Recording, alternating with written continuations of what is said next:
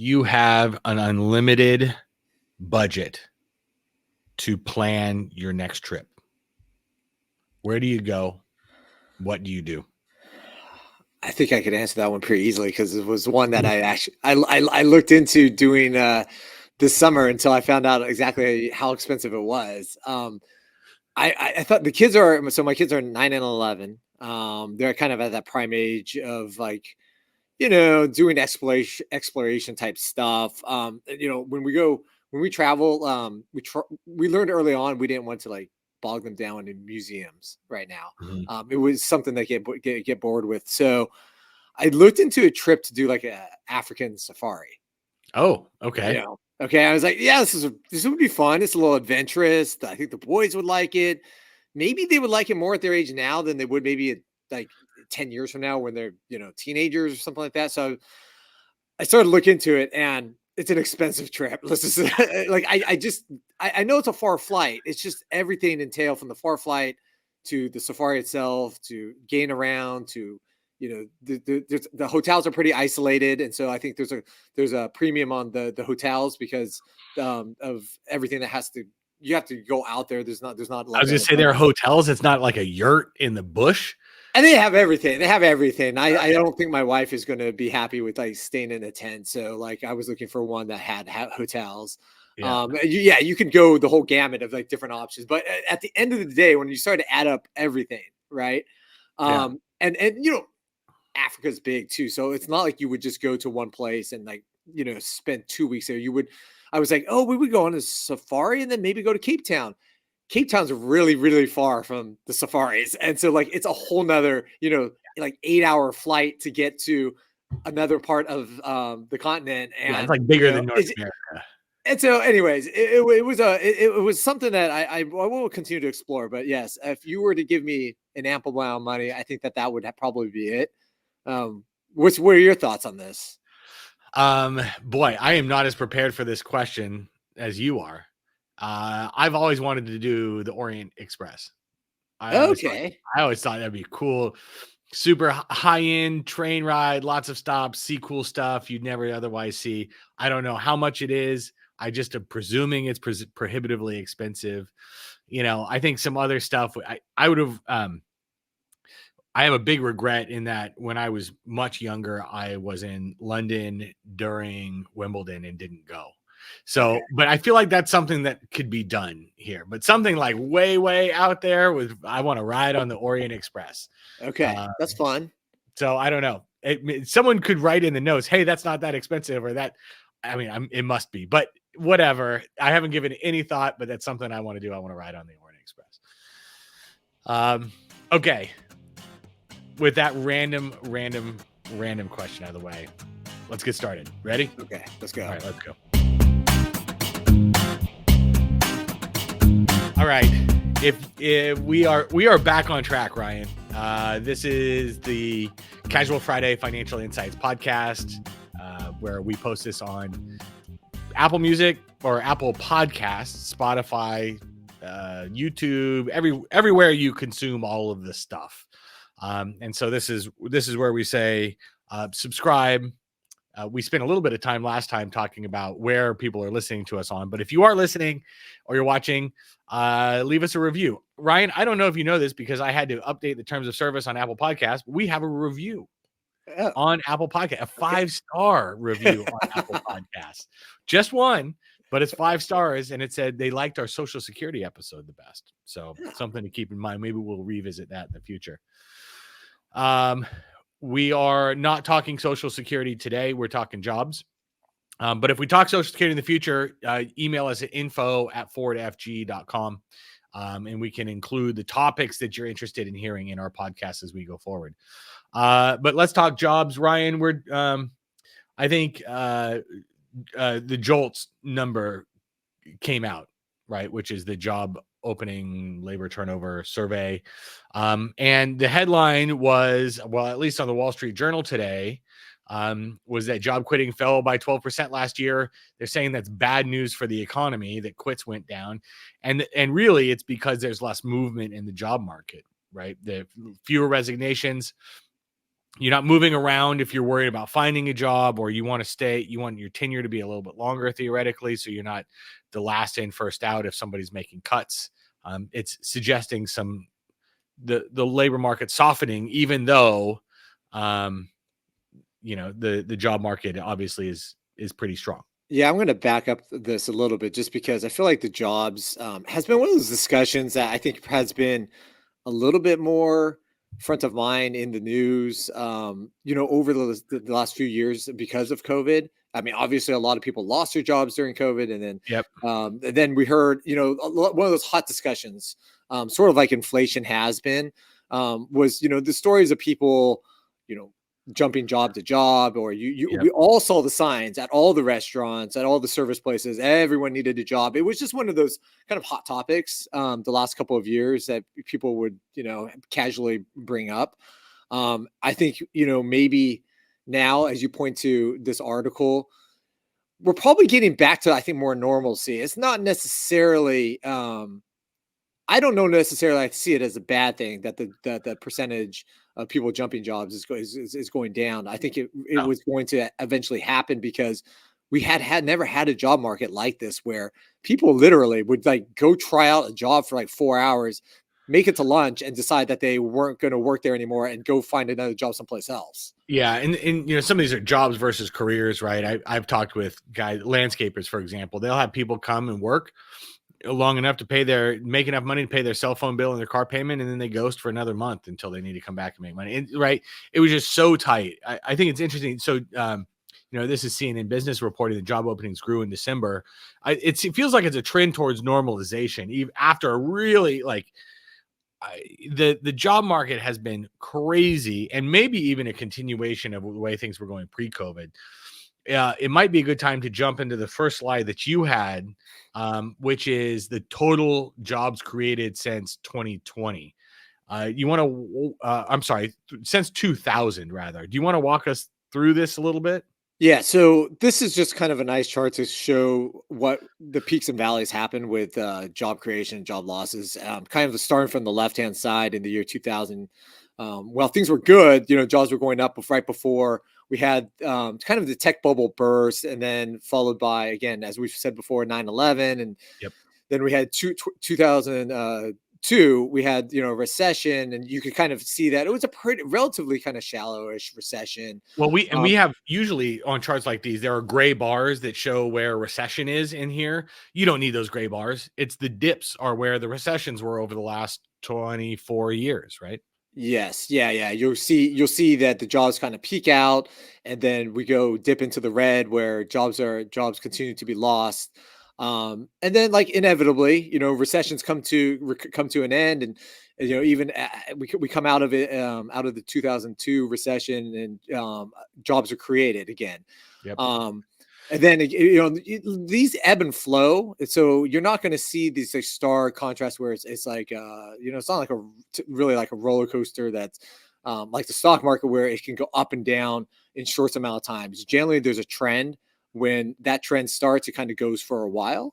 Yeah. Well, And this then is cumulative again, also, Ryan. This is cumulative. And so yes, whether if we're measuring from 2000, I don't think cumulatively over the last 24 years, we're going to dip back below that line. But it does show that all the jobs lost during the pandemic have been recovered, and even then some on top of that. yes, yeah, But yeah. No, I mean, that's like the stark takeaway from this is that your eyeballs get drawn to COVID, where jobs fall off the edge of a cliff. We lost yes. basically 22 million jobs, and you can't even define it. It's just, it literally drops off at the edge of a cliff, Yeah. and then it takes some time over the next couple of years to come back. But we come back with a We're back. vengeance, and you have Mhm. more jobs gained in the last few years than were lost during COVID. Yep. I think it's also interesting. I mean, I know that's not what we're talking about here, but by 2010, we were still net negative jobs over a decade. Like that's how bad, that's how so bad the Great Recession, Great Financial Crisis was. Like, man, to undo a decade's worth of job growth over that's a lot. Boy, that's a Right. lot. Yeah. Um, Yeah. I mean, we all know how severe that was and the oh, repercussions of that. yeah, yeah. I think so. We have a few other, I think, job related. Um, uh, Let me see if I can find it. We have your total jobs created. Here we go. Payroll gains, unemployment rate. Let's go. Um, I want to get to this is the slide. So this is speaking to JOLTS again. This is unemployment and job openings. I know the title here is U3 unemployment compared to job openings, but it is interesting that we have more openings than unemployed still, right? That's what we're looking at here. And despite, a good chunk of unemployed people, and despite the fact that people are having a hard time hiring, you can look here at kind of the November, December numbers, and there are 8.8 million job openings with 6.3 million unemployed, with a difference of about 2.5 million as of the end of November. And you mentioned too that there was a situation with jobs prior to COVID, and you can see that in this graph, meaning that Yeah. there were more job openings even prior to COVID, but then got exacerbated post COVID. And this was not really a problem, for the couple decades before in Nope. terms of this kind of job problem. No, I think there could be a few things going on here. I think you might have a mismatch in skills, right? As technology has ground forward, even lower like level. I don't want to say lower level jobs, but jobs that maybe aren't so career oriented, but rather are jobs. There's still a technological component that some people aren't equipped to do. We have had really high unemployment benefits, and so people offering jobs are competing against not working. I don't want to walk down this road too far because I know it's kind of politically fraught. And that's changing also. But for a period of time, we had COVID benefits that were keeping people. I don't fault people for making that economic decision where it makes more sense to stay home than. Yeah, and I think too, when COVID happened, you had people that were probably, several years away from, a few years or maybe away from retirement, and then just decided that they weren't going to go back into the workforce as well. Right. That leaves holes to be a large hole to be filled when lots of people end up doing that. They essentially tighten that window real quickly instead of a bunch of people retiring over several years. Right. They kind of did it in a short span, just didn't go back to the workforce. Yep. And then again, that means there's a lot more demand to fill those jobs again. Yep. Now I know, Jolts just got released, and this is the December Jolts number. So we'll update this as we go forward in the future if we decide to touch on it. But I think it's, the trends here are clear, even though we're using the December data. One other thing I think that's a component here, this is a national number, and jobs, even though there's a lot more work from home now, there's a geographic component here, right? If you live where there's a hot job market, or if you live where there's no job, if you're unemployed in a place where there aren't a whole lot of jobs openings, but there are a lot of job openings one state over, that's still not a match where you would still have someone who's unemployed, even though there are more job openings. So the raw numbers can be a little bit deceptive, whether we're talking about skills, geographies, unemployment benefits. But still, this is a pretty unique situation for the last few decades. There's no doubt about that. Yeah, I think one other thing like worth pointing out is, what does this mean for the economy, right? Because a lot of times economists want to try to extrapolate, well, what does unemployment mean, and what's its effect on the economy. I think that going into this time, we probably the job market has been super strong, and we've talked about these soft landing, hard landing. We know that unemployment, or the employment levels, when people are employed, they have money to spend, and that's kind of been really what has been made this economy really resilient. Yep. I think we also know a lot of the economic numbers have kind of softened over the quarters, and without the job market being really, really robust, we'd probably be in a recession. I think that's really what has helped us not. That's what's caused us not to be in the recession that we've kept talking about over these last several months. Right.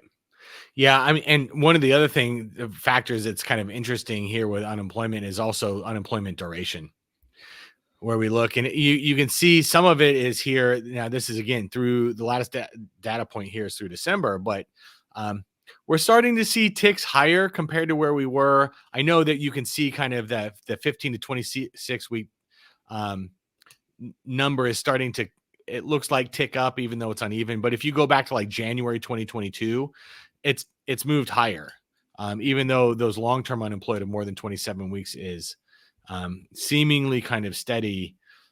I don't know. I just the labor market is strong, The full labor stop. market is strong. But is it gonna Yeah. stay this strong as we go forward?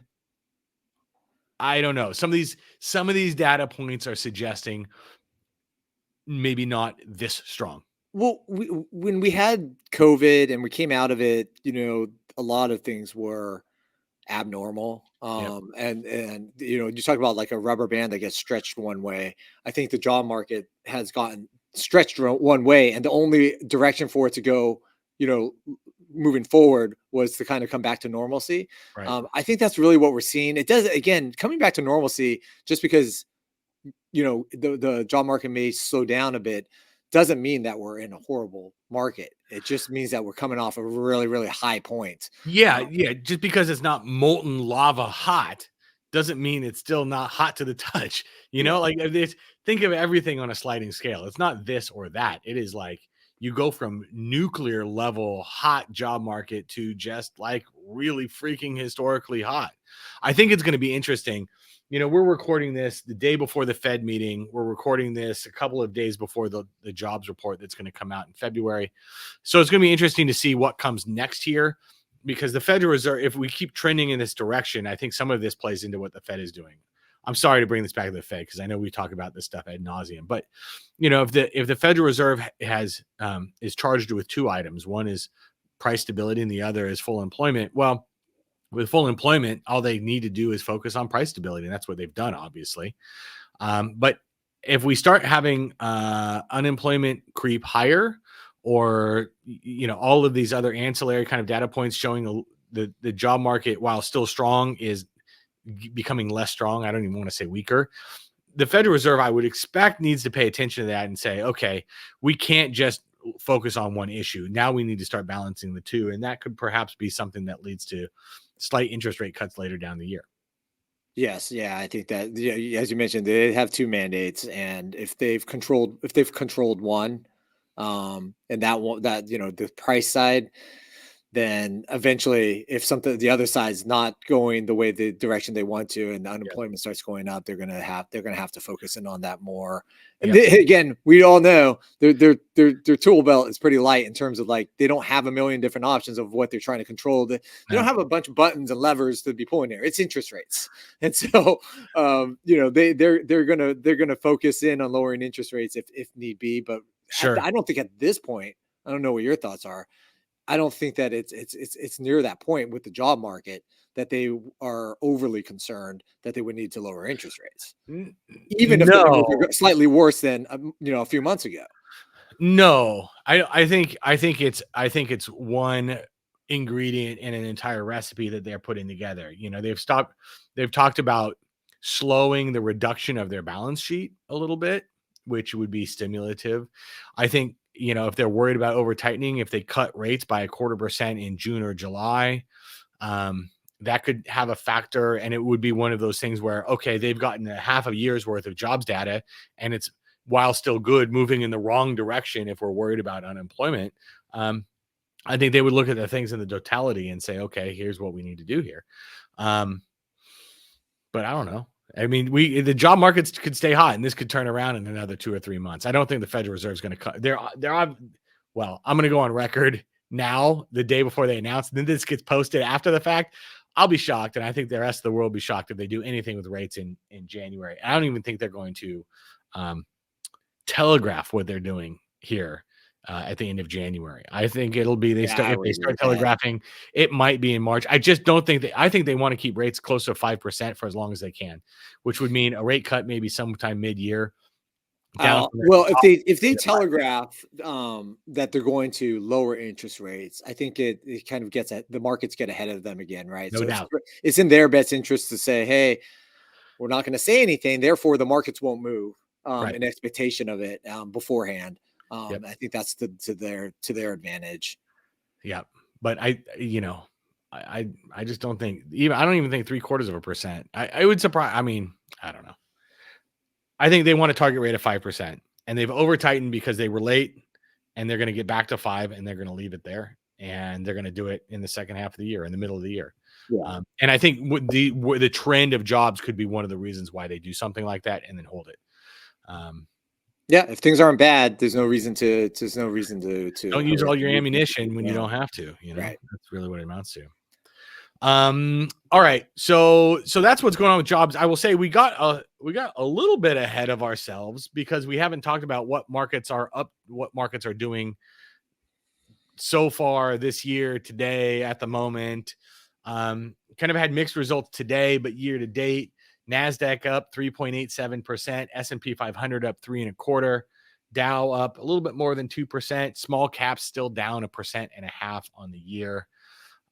But it's starting to look more and more as we go into the end of January, barring something crazy going on the 31st with a Fed announcement. We're going to finish with a positive January. That's a good sign for seasonality, right? Wouldn't you say? Yeah. What happens in January is, maybe helps Paves the dictate way. the momentum of the rest of the year. So Sure. we'll see if that holds true. Obviously, I would say on the bond side, we didn't mention the bonds. Bonds are down slightly so far year to date. Yeah. So hopefully that doesn't continue to be some kind of trend that happens for the rest of the year, because we had a nice bounce back in bonds at the end of last year, Yep. but they're off to it's a little bit of a slower start so far, Yep. so far this year. Well, let's see. Year to date, ag down a little bit more than 0.5%. The Barclays Bond Aggregate Index.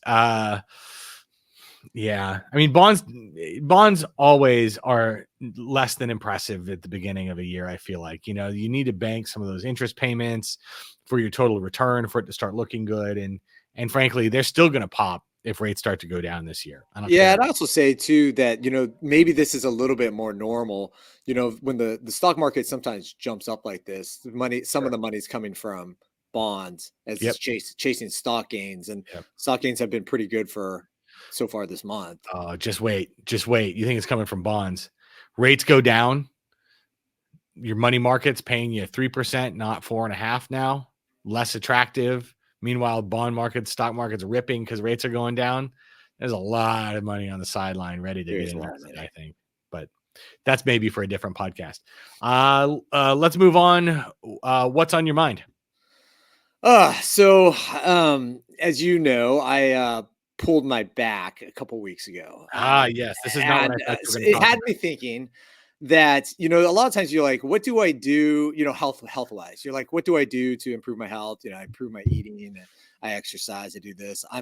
I've started to think about the things how I need to listen to my body about things that I should not be doing, which is not pretending like I'm 20 or 30 years old anymore, and pushing Yeah. through something that I maybe honestly used to be able to get through. Like, your body's aching for a reason. And, at this age, I need to listen to it and slow down, not just be so bullheaded and just go ahead and do what I want to do. And, so the consequence for me this last time was I had an aching back, and I decided to push through it and still be very, very active until I really pulled it and became debilitated and paid the consequences. So I'm trying to focus in on like learning, in some ways, like almost giving myself some kind of guideline to know that what it is when I need to pull back.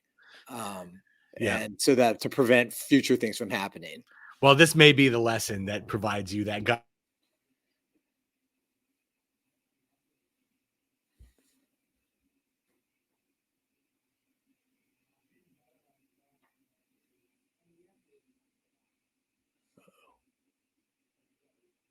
Oh, sorry, I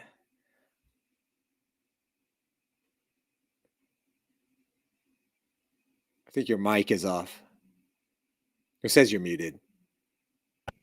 There we go. There you I don't know where I the mic cut off on, but I was saying I hurt my shoulder lifting weights, and it's one of those things just not getting better, and you wonder, oh, what do I do to do this? You chill out is what you Yeah, right, right.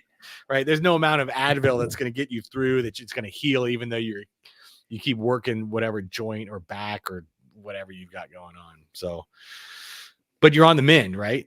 Yeah, I'm on the mend. Things are a lot better. I went to the chiropractor again. One of those things I will say, even that, like those learning lessons, because I'm one of those types that, like, you have an ailment. I'm just like, oh, I'll give it time. But I'm not real proactive in terms of going to seek treatment, going to the doctor. I always see that as Stretching. like such a large chore when I'm like, Yeah. I'll get better. I'll get better. My wife was like, just go see the chiropractor. And I did fairly early on. It was like 4 days Yeah. after. And like, it was like almost instantaneous. He got rid of the spasms. And so that was the real debilitating part of it. And I still have a little bit of an ache, but getting rid of the spasms in the back are like Have you 90%. played pickleball? Yeah, I played like four. I played four. I played Thursday, Friday, Saturday, Sunday. You're not taking is that taking it easy? That's not taking Well, it I easy. mean, I You felt like wonder. once the spasms were gone, I gave it like 4 days after that before I started again. So it's like, like, that was there. Um, I have a little bit of an ache, but the ache is not troublesome to where I think I'm going to pull it again. Oh, geez. Because See, I'm on my like third week now, and it's not getting better. So, well, I don't well, know. what's on your mind? I'm like working on 3 different books. I've got this New Year's resolution to read and or not to read, but to get through more books, whether it's audiobook or reading. And it's tough because there are so many podcasts that catch my eye. One of the things, is that I'd be remiss if I didn't say I've been watching a lot of football. I am a 49er fan from the days of Joe Montana. My first 49er jersey was number 87, Dwight Clark. So that gives you some context. This is the Catch 1981, like 49ers, right? So we've been 49er obsessed in our house. In fact, our kids were supposed to go to school today as their favorite celebrity, and Henry wore his Christian McCaffrey jersey with his sideline hat turned backwards like McCaffrey did. So I'd be remiss to say I'm a ball of stress now over the Super Bowl, and this is consuming a lot of my time. But that's not what's on my mind, because I know not everybody's into football, or if you are, you're not into the 49ers necessarily. I watched Dumb Money. It's on Netflix now. And it was, I'm always game for an investing movie. And there are a few good ones out there. I know a lot of people like The Big Short. I actually didn't care for The Big Short movie. Yeah, it was a little simple. Well, it was, the book was so much better. And the way, they had to use on The Big Short, these kind of, explanatory vehicles in the movie to explain what things were to the audience. And I didn't like it. Margin Call is like great. I love that movie. That movie's so good. But I want to see Dumb Money, and it's about the GameStop, Reddit, Wall Street bets kind of phenomenon going on during COVID. It's interesting to watch because people are wearing masks, of course, because it's during that time. It's on Netflix, and if you subscribe, I'm always, if there's a movie I've been kind of wanting to watch and it's on Netflix and I don't have to rent it, like, I'll watch it. And I had some time and I watched it. It was all right. I think for you and I, it's full of a bunch of stuff we already kind of know. Yeah. But it was interesting to kind of relive this thing that was going on a few years ago, and it was a phenomenon for a little while. And I hear that the movie was pretty entertaining. So. It's good. It's most good. Most of the people I know aren't in finance, so they're getting it from a different perspective Exactly. than we might get it from. Yeah, lawyers can't watch law movies. Doctors can't watch doctor shows, right? It's so we have, you and I have that element in there. My plan is to next watch the Flowers Over, what's it called? It's the new Scorsese movie that's on Apple Plus. Killers Over a Flower Moon. I think that's what it is. It's 3.5 hours. Oh, geez. So, like, I don't know how I'm gonna do it, but that's on my list. Anyway. Well, trying to find books, I think, is like hard enough to continually find good ones that you want to read over and over. Like, once you finish one, to find another. Sometimes that's the way it is with television shows and they as well. It's like once you find a good one, it's like, oh, how do I find the next one? Oh yeah, you better be good in like the first 5 minutes or else. Yeah, right. I did watch. I started to rewatch True Detective, the first season, because there's a new one that's out, and that was oh my god, that's a disturbing but good show. Again, that came out 8 years ago, and it holds up. 8 or 9 years ago, even, and it holds up. That was a great Woody Harrelson and Matthew McConaughey is great. Anyway, so that's what's on my mind. I watched Dumb Money. Interesting investing movie, certainly fun for people to watch because it's it's a David Goliath story, David versus Goliath. It's the little man sticking it to the hedge funds, and you're watching these hedge funds sweat, implode. Yeah, one in particular. So I don't know. It was a cool movie. If you're scrolling on Netflix, it could be a cool watch. So. All right. Well, Ryan, we'll do this again in a couple of weeks. We might have some other advisors from our office on some of these upcoming episodes as well, trying to get more people in for 2024, which is great. So I think, it'll be interesting when we talk in February. We'll have a Fed meeting behind us, first one of the year. We'll have a jobs report for January. We're starting to finally get some of that post-holiday sort of data rolling in. It'll be interesting to see. So, all right, Ryan. Well, I will say, here we go. This is what they say. Like, subscribe, leave a review, all of that stuff. If you have questions, email us info@fordfg.com. And if they are of the subject matter we're able to address on the podcast, we'll certainly do that. So, Ryan, until next time. Until next time.